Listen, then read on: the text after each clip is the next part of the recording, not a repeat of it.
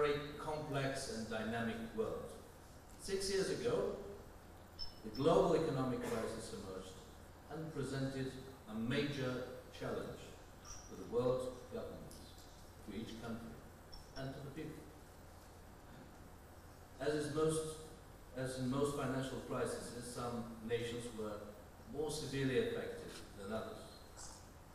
Honestly, compared to Europe, the global recession has not as viciously hit China. Although economic downturn reduced the foreign demand for Chinese exports, China has kept its high growth rate, and thanks to public investment and domestic consumption, it remained a healthy and robust economy. In Europe, the political leadership has been required to come up with economic reforms aimed at rescuing the failing financial systems and improving the competitiveness of on the global markets. Regrettably, the Conservatives, who in the last 5 years were leading the European Commission, and governments in several member states have been imposing simplistic response on more than 500 million EU citizens. Austerity, and only austerity.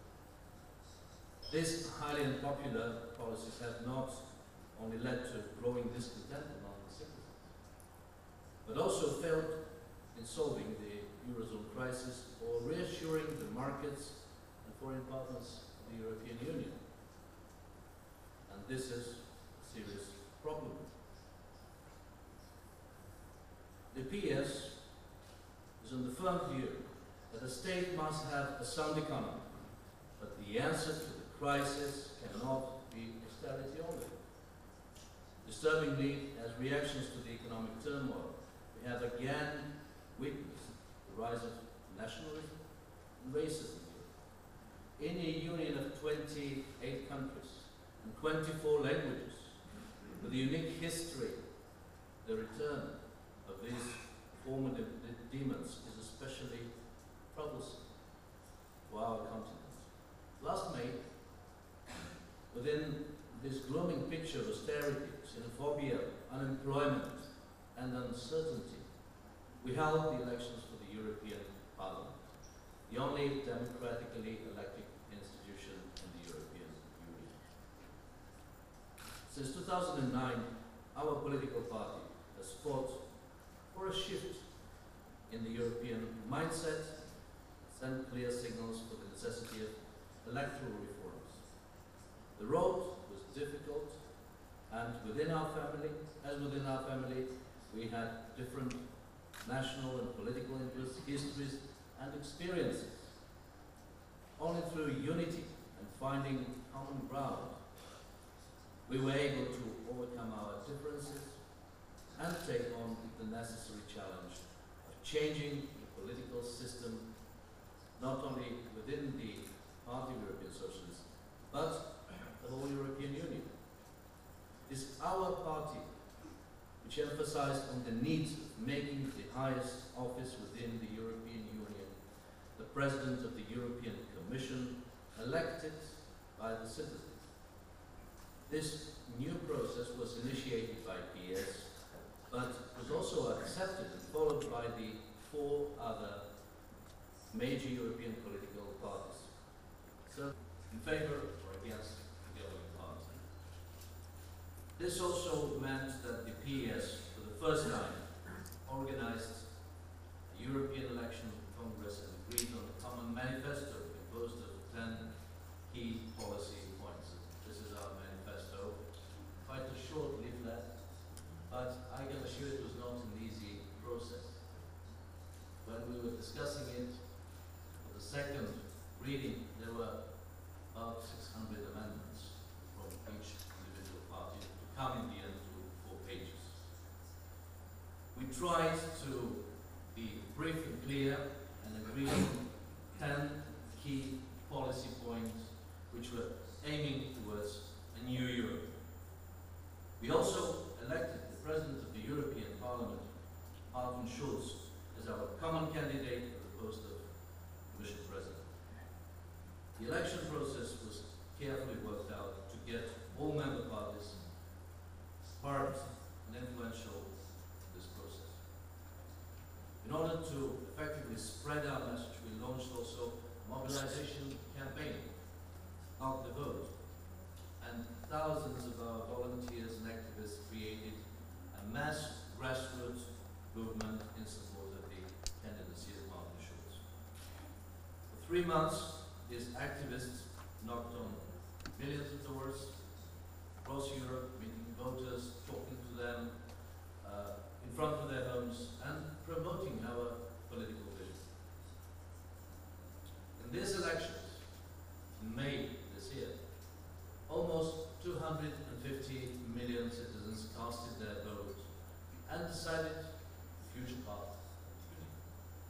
Unfortunately, we didn't obtain a majority of seats in Parliament, although we managed to be the second biggest party group and to preserve our position much better in comparison to the European Conservatives.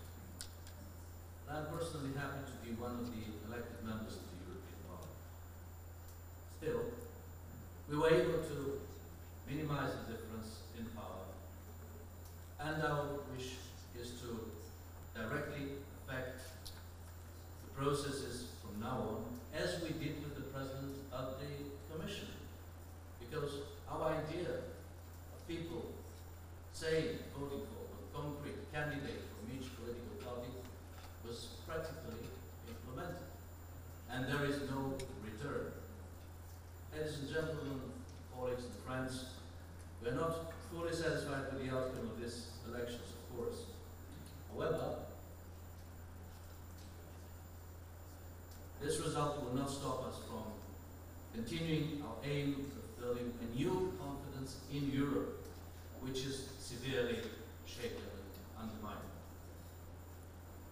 With the renewed power, the left in the European Parliament and in the next Commission, which is now taking shape, and together with our 10 Prime Ministers, hopefully it will become more in the next months, we will continue to strive in shaping a better life for tomorrow and constructing a union that has future, that is more democratic, its foundations, and sharper in its social focus. And we have a lot of work in front of us, because the unemployment rate is still in record numbers for the European Union. It is estimated that over 25 million men and women in the European Union are currently unemployed. Worse, there is a concrete risk of compromising the future of an entire generation, the future of the European Union.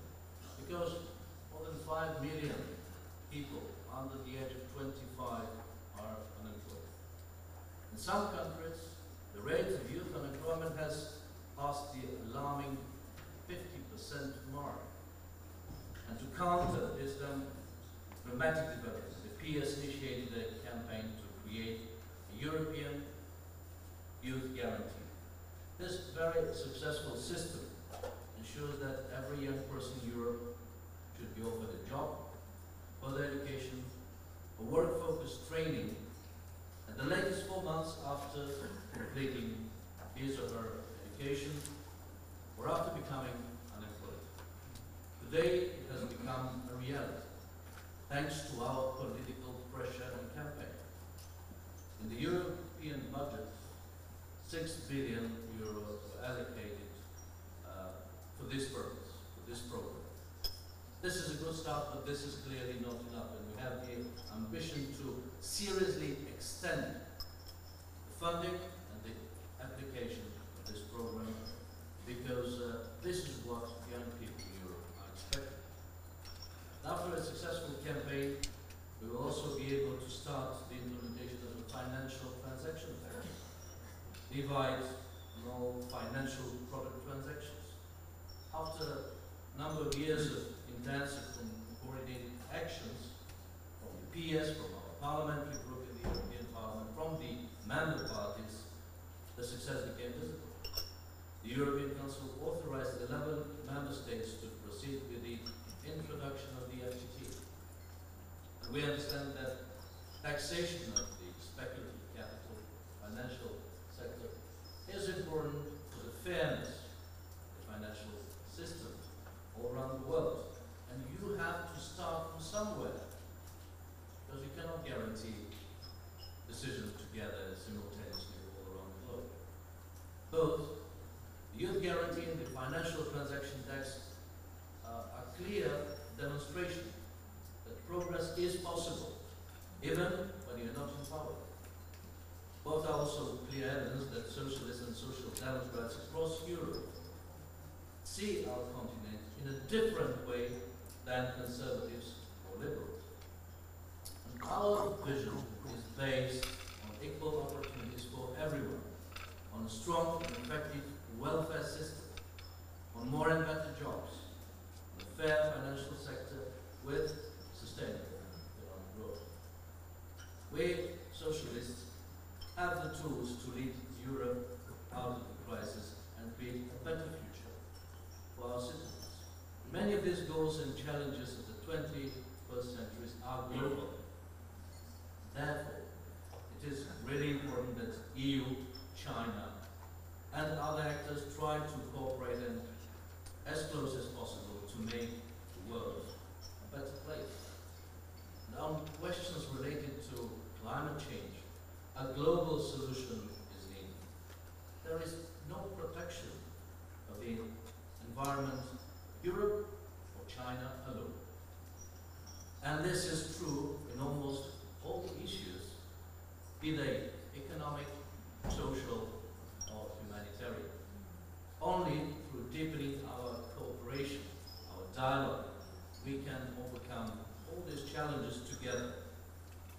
It is my hope that this seminar and future meetings will strengthen this cooperation. Ladies and gentlemen, the path of reforms China has decided to step on